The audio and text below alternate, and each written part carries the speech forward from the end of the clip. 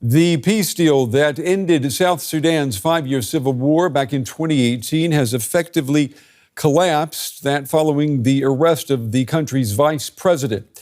Riek Machar was detained alongside his wife and placed under house arrest. His detention has stoked fears of reigniting the civil war, a conflict fought between forces loyal to him and his rival, South Sudan's President Salva Kiir.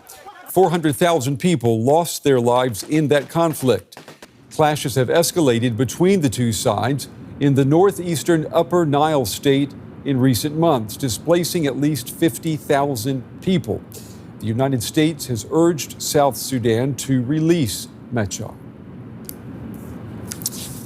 Well, joining me now is Patrick Oyet, a freelance journalist in Juba, the capital of South Sudan. Patrick, it's good to have you with us. So what charges is Machar facing tonight?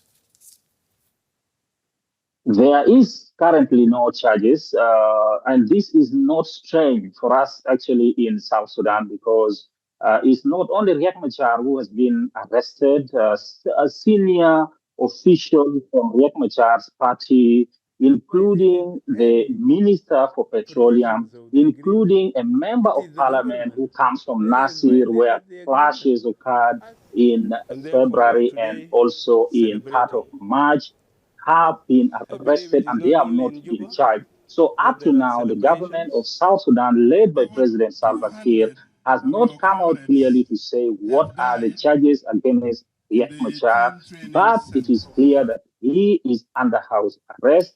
Actually, just before coming here, I passed near his house where there's heavy deployment and the road going to the house has been blocked. And of course, his wife is also under house arrest. That is because the wife is actually a minister for interior, which is actually a ministry in charge of the police in the country. So no charges have been brought forward, and this is a common thing we've seen here in South Sudan. Okay. Patrick, South Sudan has been in the hands of Riek Machar and President Salva Kiir for, 2 decades? So why is this power agreement, why is that agreement fracturing now? Well, even though Riek Machar and President Salva Kiir have been in power for 20 years now, because both men came to power in 2005 and they are still here, the issue is that they have never trusted each other for several reasons. Reason number one is something to do with ethnicity. You know, these two men come from the largest tribes in South Sudan.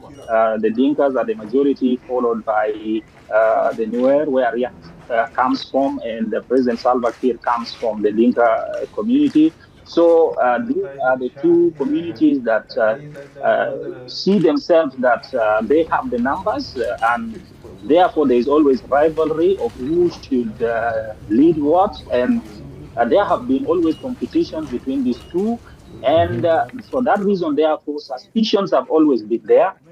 That's why even when a civil war broke out in 2013 and ended in 2018, the agreement provides for unification of the former rival forces, but this unification has not taken place because each side feels they do not trust the other side enough to really bring their troops, unify, and redeploy. So everybody is keeping their troops, and that is one of the causes of the problem, because Riek Machar is a commander-in-chief of his own forces, whereas President Salva Kiir is also a commander-in-chief. So we have commander-in-chiefs who are each controlling their own troops, and this is what is causing problems. Whenever there is any small disagreement, the result is in the battlefield, and that makes the problem more complicated.